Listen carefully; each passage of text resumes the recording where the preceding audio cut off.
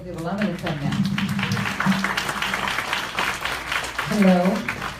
Thank you so much for joining us today at the Bell Reform Town Hall meeting. It's a tragedy what's going on here in New Jersey, and we feel really obligated to come here and try to help these folks, not just the bail agents of this state, but also the people who are being impacted by what's going on with pretrial release.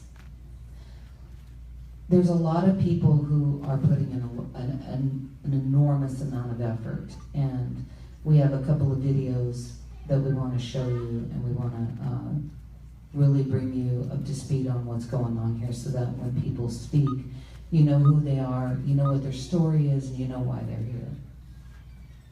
I want to acknowledge a lot of people who made this happen. You know, your pastor is amazing.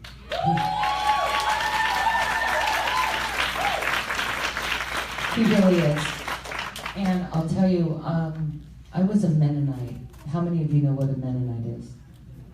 Like 60. Okay, so you empathize with me, right? All right. So I was raised very strict, very stern upbringing, very strict. In a church basically didn't believe in dancing or cutting your hair or very odd things. Just one slat short of Amish. We actually had TV, they didn't. So that was almost the only difference. Very strict upbringing, but because I had that base upbringing, I was always able to return to center. No matter how mad I was, no matter how bad I got, no matter what drug I did, no matter how drunk I got, no matter what crime I committed, no matter what car I joyrided. And I could go on.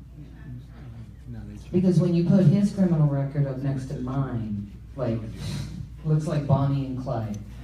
It's no wonder they won't let us into London. We have to apply separately. But because I had the Christian base, I always knew right from wrong. I knew what was right, I knew what was wrong. And I knew when I was being wrong. And so even sometimes when I sat in jail, and my mom wouldn't bail me out on a $50 bond, $50 is all she needed to pay to get me out. She wasn't going to do it. She just wasn't going to do it. But I turned out.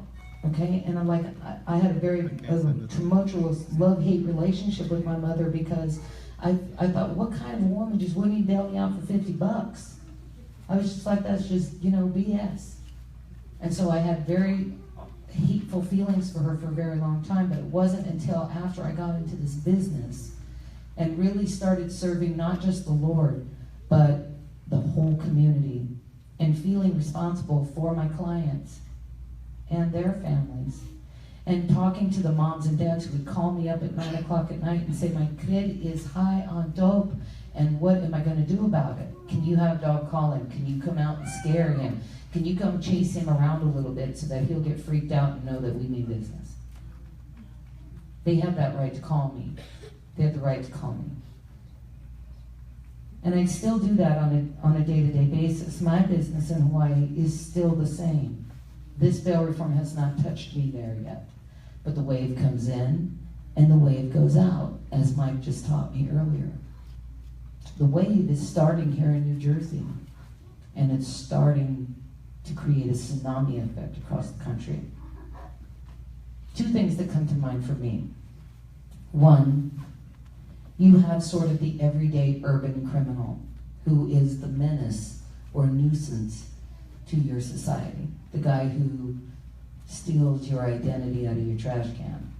The guy who graffitis the church.